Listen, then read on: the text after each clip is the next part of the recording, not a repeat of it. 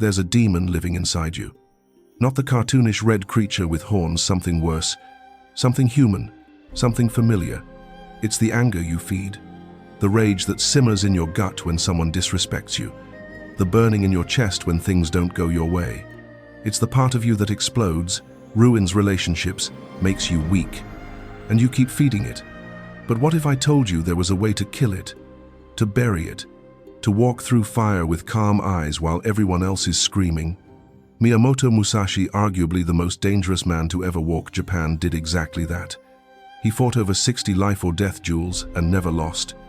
Not because he was the fastest, not because he was the strongest, because he was emotionless in battle. This is how one warrior killed anger and became a legend, and now you'll learn his way. The question isn't whether you get angry. The question is, will you control it, or will it control you? Chapter 1, The Awakening. The warrior consumed by rage. Edo, Japan, 1645. Ryo knelt in the dojo, fists clenched, jaw tight, entire body trembling. He'd just lost. Again. Third time this week in sparring. And each time, the same problem destroyed him. Anger. When his opponent landed the first strike, Ryo saw red. His technique disappeared. His strategy vanished. He just swung wildly, trying to hurt, trying to punish, trying to make them pay for daring to hit him, and every time he lost. 22 years old, trained since he was 8, technically skilled, physically capable, but completely dominated by the demon inside him. Ryo's master, Takeda Sensei, stood over him, silent, watching with those eyes that saw everything. "Stand up." Ryo stood, still shaking with rage.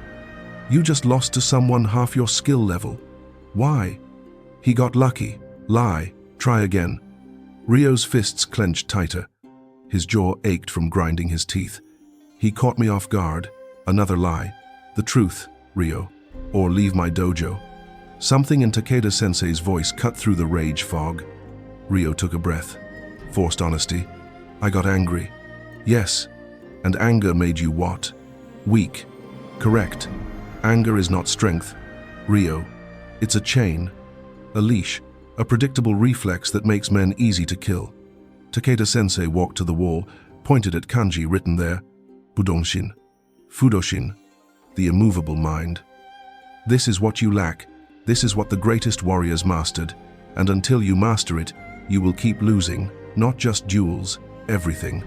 Ryo had heard about Fudoshin before. The concept that samurai should remain calm regardless of circumstances, unmoved by provocation, unshaken by chaos. But he'd never understood how. How do you just stop being angry when someone disrespects you? When they attack you? When they push every button you have? "I don't know how to not get angry," Ryo admitted, the words tasting like defeat. Takeda Sensei smiled slightly the first time Ryo had seen that expression in months. "Good. Admitting you don't know is the beginning. Come, I'll show you what killed anger in the greatest warrior who ever lived." Chapter 2. The Principle. Anger is a puppet string. Takeda Sensei led Ryo to a small meditation room. They sat facing each other. "Let me tell you about Miyamoto Musashi," the master began. "You've heard the stories. 60 duels, never lost. People think he won because he was faster, stronger, more skilled. Wrong. He won because he was emotionless in battle. While his opponents raged, panicked, or froze with fear, Musashi remained calm, cold, calculating, like death itself." Ryo leaned forward. How did he do it? By understanding what anger really is. Marcus Aurelius, a warrior emperor far from Japan, said something Musashi would have agreed with. "When you are disturbed by external things, it is not they that trouble you, but your own judgment of them. Read that again in your mind," Takeda Sensei said, giving Ryo time to absorb it. "If someone can make you angry, they can make you do anything. You're not in control. You're a puppet, and your strings are your emotions." Ryo felt that truth land like a punch. Every time someone insulted him, every time something didn't go his way, he reacted predictably. They controlled him completely. Musashi cut those strings. Takeda Sensei continued. He trained himself to become immune to provocation. No matter what insult came his way, no matter how brutal the fight, he stayed still, watching, calculating. But how? How do you just not feel anger? You don't stop feeling it. You stop being controlled by it. There's a difference. Takeda-sensei stood, paced slowly. Real strength isn't how hard you hit. It's how impossible you are to provoke. A man with no emotional triggers is a man you can't manipulate, threaten, or break. That is real power. He stopped, looked at Ryo with unusual intensity, as if seeing not just him, but beyond him, through time itself. You know, Ryo, this path you're about to walk, learning to kill anger, to master the immovable mind, it's not just yours. Throughout history, warriors have faced this demon, the rage that destroys from within. Takeda-sensei's voice took on a quality that made Ryo feel the words were meant for more than just this room. In times you cannot imagine, in places far from this dojo, men will face the same battle you face now. The demon of anger consuming them, making them weak when they need to be strong. And they'll discover what you're discovering. That killing anger is the first step to becoming truly dangerous. Not dangerous because you're violent, dangerous because you're unshakable. He placed his hand on Ryo's shoulder. If you feel called to this discipline, if you recognize this demon inside you, know that you walk this path with warriors across all time. We teach this at presence and purpose. The ancient practices, the warrior psychology, the path to becoming immovable. Takeda-sensei's gaze seemed to pierce through Ryo to something beyond. Subscribe to this training. Walk with those who've chosen to kill the demon. Because this isn't just ancient history locked away, this is living practice. The dojo of the immovable mind is always open, and the warriors who train there become unstoppable. He smiled slightly.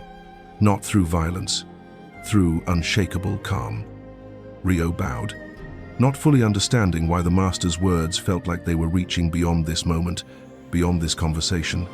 But he felt something shift, a commitment not just to his own training, but to joining something larger. Takeda-sensei returned to his normal tone. Good. Now, let's begin killing your demon. Chapter 3. The test. Training. The void. The first thing you need to understand, Takeda-sensei said, is why you get angry. Be honest. Why? Ryo thought about it. When someone disrespects me, why does that make you angry? Because I deserve respect? There it is. Entitlement. You think the world owes you something. You think people should behave the way you want. You think life should be fair. Takeda-sensei's voice was sharp. Musashi would say you are attached, and attachment is the root of suffering. He trained himself to expect nothing from the world. He walked alone, slept in dirt, trained not just his body but his soul to be untouchable. No comfort, no luxury, no illusion of control. And because of that, no one could anger him. Over the next weeks, Takeda-sensei put Ryo through what he called training the void, the practice of becoming empty enough that nothing could disturb you. Week 1. Voluntary hardship. You will sleep outside for 7 nights. No blanket despite the cold. Eat only rice. Train twice as long as usual. Voluntarily choose discomfort. Ryo struggled intensely. Every night, his body screamed for the warm futon inside. His mind created 1,000 justifications for quitting. But on the 3rd night, something shifted. He realized most of his anger was just entitlement in disguise. He got angry when things weren't comfortable, easy, the way he wanted them. By choosing discomfort voluntarily, he was killing that entitlement at the root. Week 2. No reaction training. Takeda-sensei brought in other students to provoke Ryo deliberately. Insults, mockery, disrespect. Your job, the master said, is to not react, not to defend yourself, not to explain. Just watch them, observe, stay silent. The first day, Ryo lasted maybe 10 seconds before snapping back at an insult. But slowly, over days of practice, he learned something profound. When you don't react, the power shifts instantly. The person trying to provoke you loses their leverage. They're expecting anger, defensiveness, engagement. When you give them silence, they don't know what to do.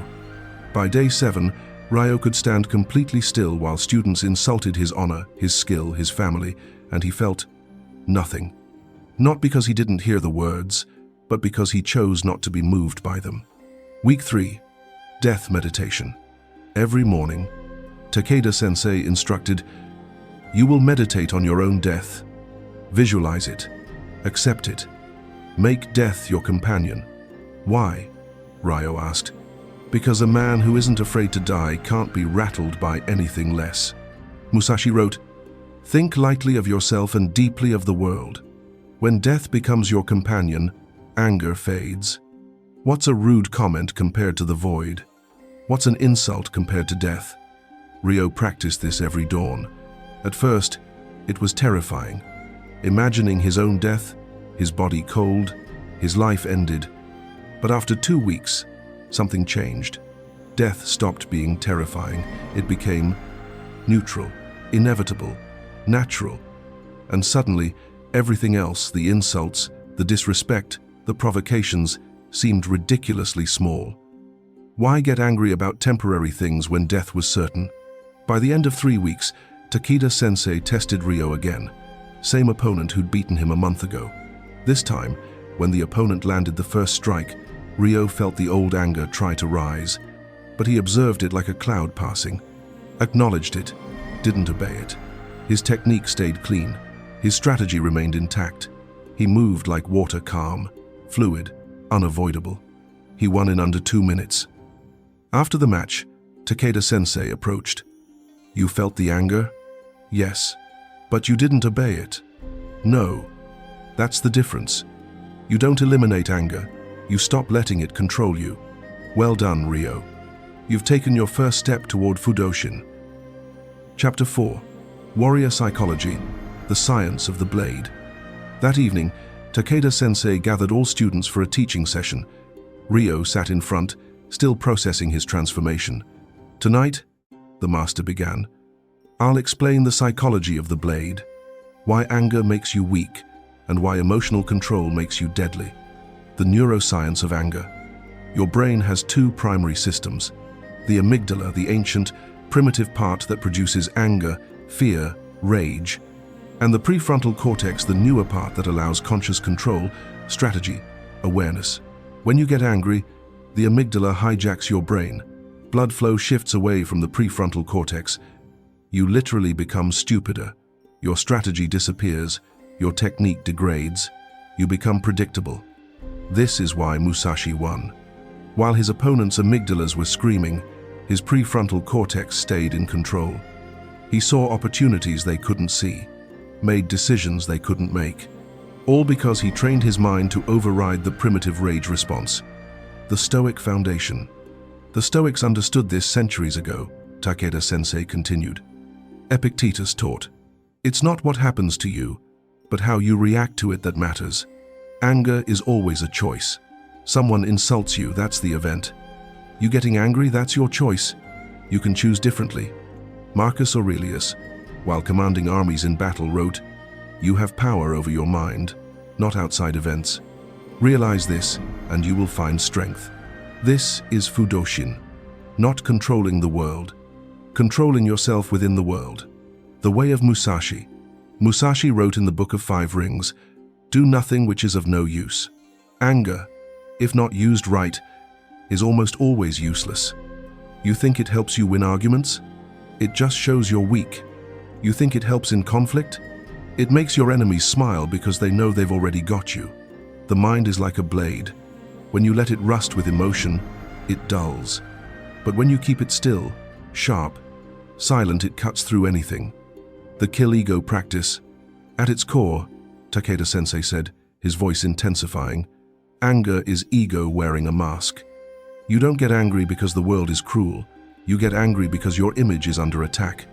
Someone challenges your worth. You feel unseen, disrespected, dismissed. But here's the truth Musashi understood.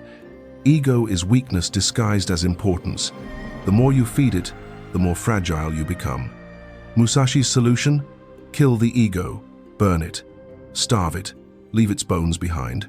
He didn't care if people liked him, didn't care if his name echoed through history, didn't cling to praise or status. Because he understood, the more you crave recognition, the easier it is to control you. A man with nothing to prove is a man no one can provoke. Kill the ego, and anger dies with it. Ryo listened, absorbing every word. He was learning not just techniques, but a complete philosophy of internal mastery. Chapter 5. The First Transformation. The Duel Without Rage. 3 months into training, a wandering ronin arrived at the dojo. His name was Katsu, and he had a reputation for 2 things: exceptional skill and a vicious temper. He challenged the dojo publicly. Takeda-sensei, as was custom, selected his best student to represent the school. He chose Ryo. Ryo felt his old instincts try to activate: fear, anxiety, the urge to prove himself. But he remembered his training, breathed, centered, found stillness. The next morning, students and local villagers gathered to watch. Katsu arrived with theatrical swagger, spinning his katana, talking loudly about his victories. "Is this the best you have?" he mocked, looking at Ryo. "A boy." The old Ryo would have exploded at that disrespect. The new Ryo just watched, observed, calculated. They bowed, assumed positions. Katsu attacked first, aggressive, fast, trying to overwhelm. Ryo moved like water, redirected, never where Katsu expected. Katsu grew frustrated. "Fight me, coward." Ryo remained silent, calm, watching for the opening. It came after 2 minutes. Katsu, angry at Ryo's lack of reaction, overcommitted to a strike, left himself exposed for half a second. Ryo's bokken touched Katsu's throat. Light, controlled, victory. The crowd was silent, then erupted in approval. Katsu stood there, shocked. He'd been beaten not by superior technique, but by emotional control. Ryo had stayed calm while Katsu's rage made him sloppy. After the match, Katsu approached. "How did you do that?" "I felt anger try to rise, but I chose not to obey it." Katsu looked at him for a long moment. "Teach me." That evening, Takeda-sensei congratulated Ryo. "You've achieved the first level of Fudoshin. Not elimination of emotion, but mastery over it. This is what makes a warrior dangerous." Ryo bowed deeply. "Thank you, sensei. But I feel like this is just the beginning." "It is. The real work starts now." But mastering anger in controlled duels was one thing. Mastering it when life completely falls apart, that was the real test. And it was coming. Chapter 6. Deep Training Arc. The Mountain of Stillness. Takeda-sensei announced, "Ryo, you will spend 3 months at the mountain temple. The monks there will teach you what I cannot, how to maintain Fudoshin not just in battle, but in every moment of life." 2 days later, Ryo climbed to Reigen Temple, built into the cliffs of Mount Koya. The head monk, Master Hakuin, greeted him with a slight bow. "You've learned to control anger in the dojo. Now you'll learn to kill it at the root." The temple routine was extreme. 3 a.m. Wake. Cold water purification. 3:30 a.m. Zazen. Sated meditation. 3 hours 6:30 a.m. Walking meditation. 7 a.m. Breakfast silence. Mindful eating. 8 a.m. Physical labor, chopping wood, carrying water. 4 hours. 12 p.m. Lunch, rice, vegetables. Silence. 1 p.m. Study Buddhist texts. 3 p.m. Zazen. 3 hours 6 p.m. Dinner 7 p.m. Evening chanting 8 p.m. Personal reflection. 9 p.m. Sleep. The first week was hell, not because of the physical work. Ryo could handle that, because of the mental discipline. Sitting for 6 hours total each day with nothing to do but watch his own mind was torture. Every itch felt unbearable. Every thought screamed for attention. Time moved impossibly slowly. But Master Hakuin explained, "This is where anger actually lives, not in external events, in your mind's inability to be still.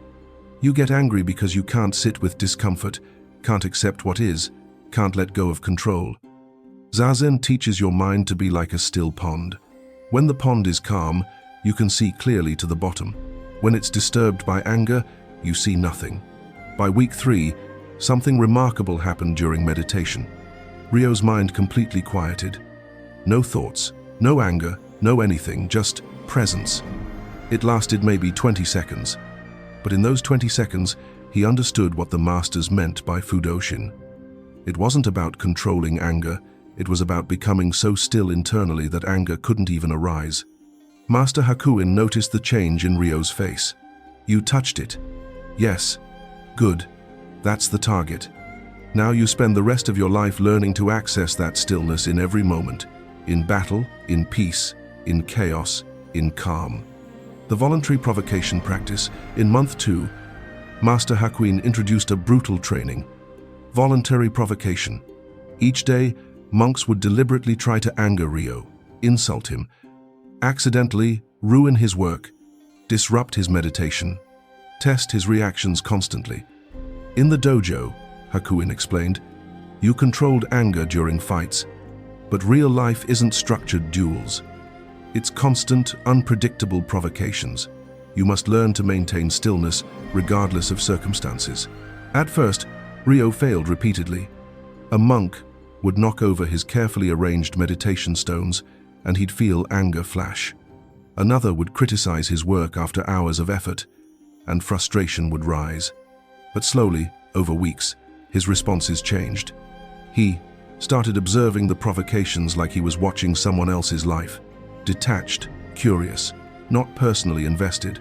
By month 3, monks couldn't provoke him. They tried everything: insults, mockery, accidents, criticism. Ryo remained like stone, not cold or robotic, but genuinely unmoved. The death koan. One evening, Master Hakuin gave Ryo a koan, a Zen paradoxical question designed to break logical thinking. If you are already dead, what can anger you? Ryo sat with this question for days, meditated on it, let it dissolve his usual thinking patterns, and then he understood. If you truly accept death not just intellectually, but in your bones, then everything else becomes irrelevant. Insults, disrespect, provocations, what are they compared to death? Musashi understood this. He meditated on death every single day, not morbidly, but as a way to make everything else appropriately small. During this meditation, Ryo felt something arise not from his own thoughts, but from something deeper, something that seemed to speak across time itself. You, who walk this path of killing anger, of achieving the immovable mind, you don't walk alone. In meditation, haven't you felt it? That connection to warriors across centuries, all seeking the same stillness, the same mastery? The thought continued, feeling like wisdom flowing through him rather than from him. This training isn't locked in ancient temples. It lives wherever warriors choose to practice it. Right now, in your time, others are discovering what you've discovered. The demon of anger, the path to killing it, the discipline of Fudoshin. And they'll need guidance, need community, need the practices refined over centuries. That's what presence and purpose provides. Every week, the ancient warrior psychology meets modern application. Every week, the dojo of the immovable mind opens. Ryo felt a pull not to abandon his current practice, but to understand it as part of something larger, something ongoing. Subscribe to the training, not as entertainment, but as discipline. Walk with warriors you may never meet, but who fight the same internal battle. Let the teaching continue through you, as it continued through Musashi, through your master, through every warrior who chose stillness over rage. The insight passed like a cloud. Ryo opened his eyes, feeling more committed than ever, not just to his own transformation, but to joining an eternal lineage of warriors who understood that true strength is internal. Master Hakuin sat across from him, as if he'd witnessed the entire internal journey. You've touched something ancient, he said simply. Good. Now, back to practice. Because understanding is just the beginning.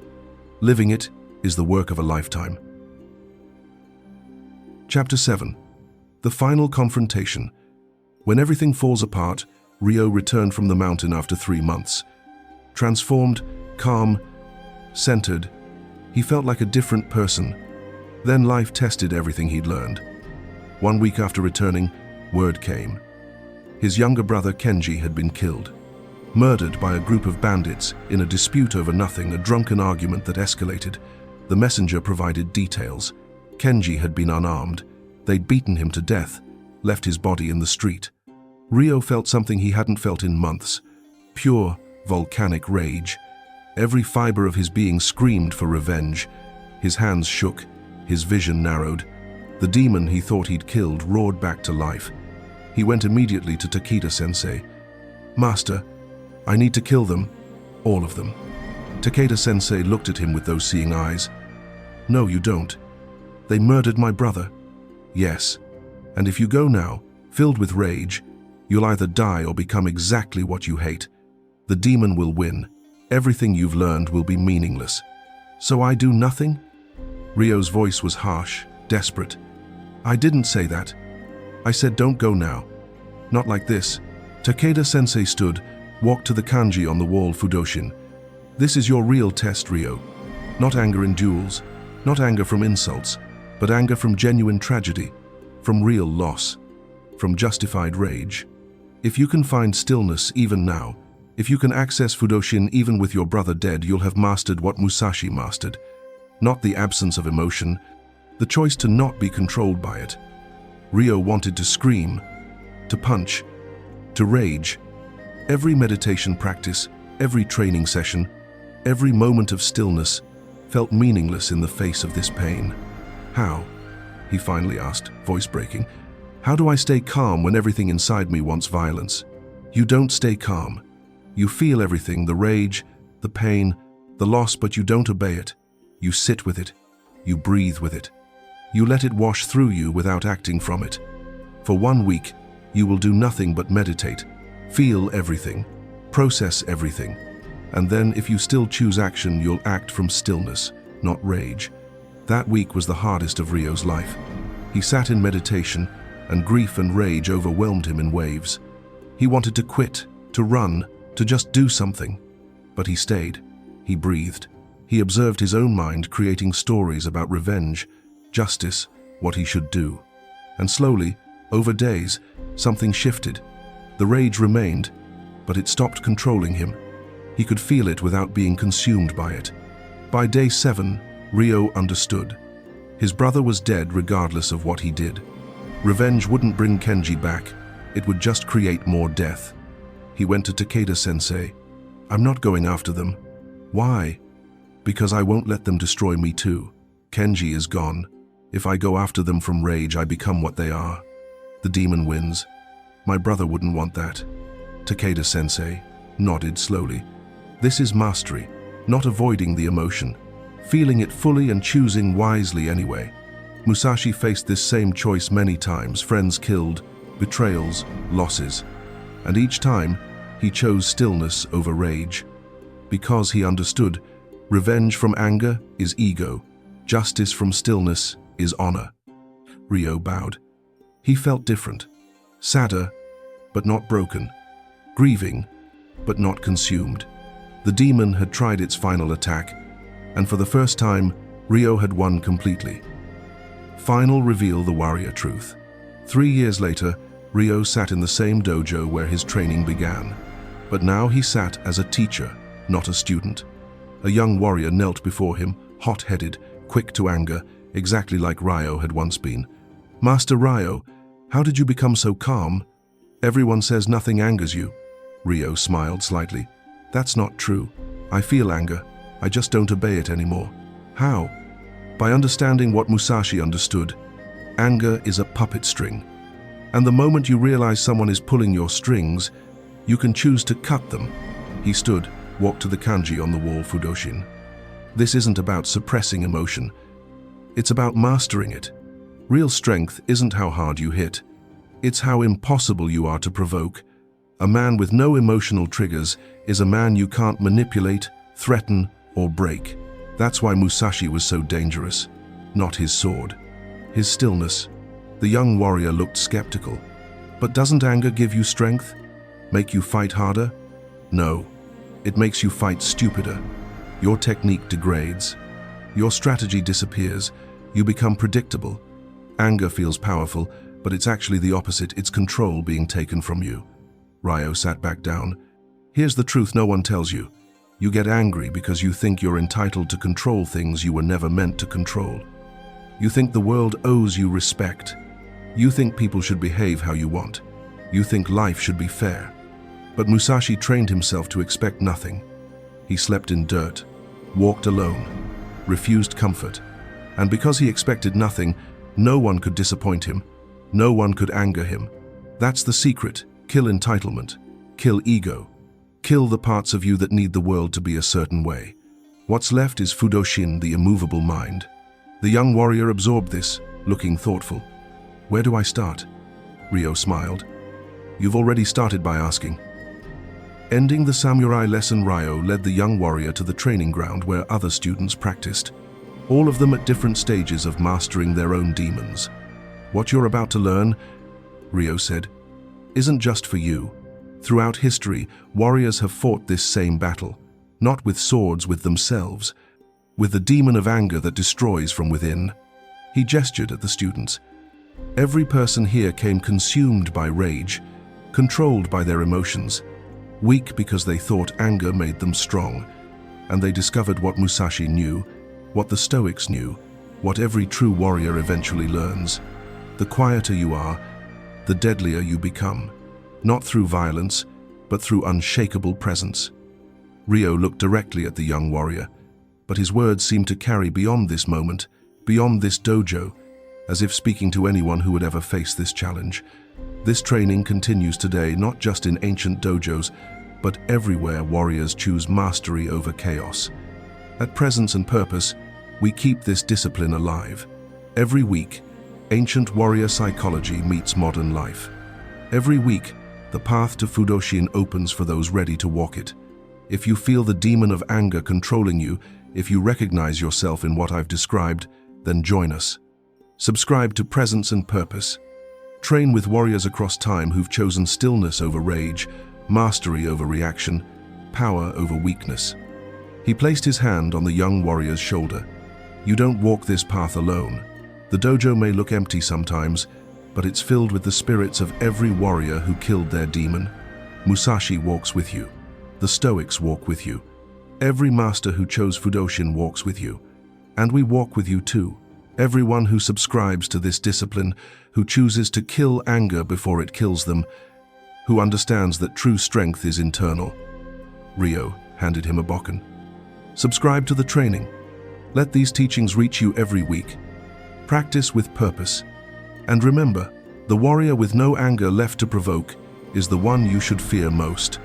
The young warrior took the bokken, bowed deeply. I'm ready, master. Good. Then let's begin. As they walked to the training area, Ryo thought of Takeda-sensei, of Master Hakuin, of his brother Kenji, of everyone who'd shaped his journey from rage-filled warrior to master of stillness. The demon tried to live in everyone, but only those who recognized it could kill it. And those who killed it became truly dangerous, not through violence, but through unshakable calm. The warrior's way anger is a puppet string, and you're the toy. Cut the strings, kill the demon, master yourself. Because the warrior who cannot be provoked cannot be defeated. Walk with presence, kill your anger, become immovable.